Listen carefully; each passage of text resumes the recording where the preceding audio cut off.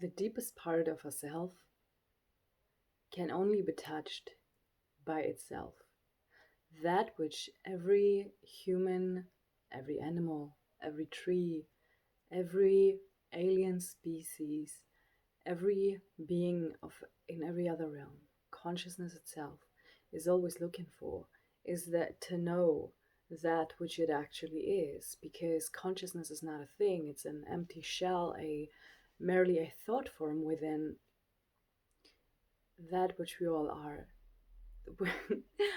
Within that perfect, beautiful, ever loving, ever present, ever peaceful self that is always naturally looking to find back to itself.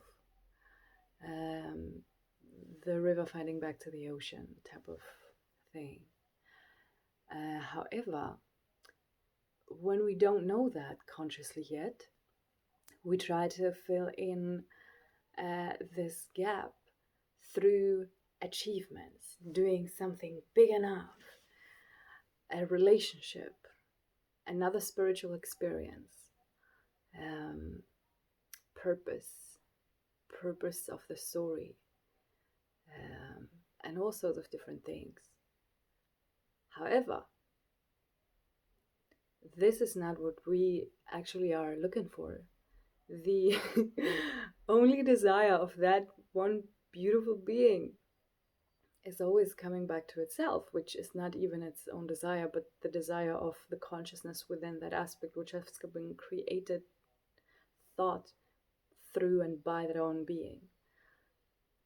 And so we go on and go on, realm after realm, life after life, job after job, success story after success story, love after love. Sorry, this is just so ridiculous. To find that which we are, but to find it outwardly somewhere. So we will try to save the world and try to be big enough and do something important enough and try to fill that in until the love for that truth in that consciousness has become the strongest. It can no longer be stopped. And how that usually comes, not always, but usually, is by bumping the suffering button the highest, by making that fire under the butt really, really hot. So all we are looking for is like, please, I surrender everything. So path of surrender and path of self-inquiry seem to be different, but they're really the same thing. Path of surrender, in my experience, is for these aspects of consciousness that have thought really high of themselves in this life and other lives. Ooh, I was this and that, and now I was so big. Which have, yeah, they usually get slapped in their faces. So nothing works, and they have to surrender everything. To whom? To a true nature. And then realize, oh, I was never that. I never did anything. Not the big stuff, not the small stuff, not the good, not the bad, not the honorable, the respected stuff. King Arthur, whatever. Yes, if it's just so, it's a big joke after all. When we come back to that and we have that understanding that can be experienced, can be an event, but can be also very subtle. It's just all a joke.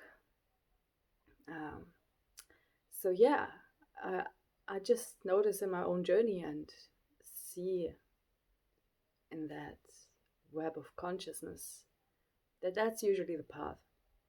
We all just try to satisfy that deepest aspect, which can only be satisfied by it remembering itself. Self-realization, self-knowledge, only knowledge of the self. No matter how grand we build things, no matter It's literally just looking for that infinite thing, especially when it's about doing big things. It's all about infinity. Um, yeah. And oftentimes, again, in order to come to that place, from the position of who we are, he, putting up that button, uh, suffering, suffering, suffering, a lot of fire, is actually a blessing. That suffers was never us to begin with, and that can be touched was that which thought it is a separate identity and can do something with separately from that which it is. No, that doesn't work.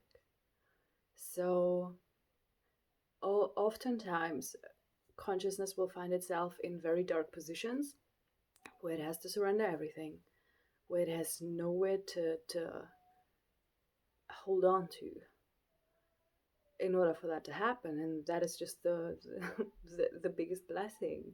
So yeah, remembrance might take a few slaps in the face, perceived, but once the light is back on, the light is back on, and it doesn't matter how long it was dark in the room.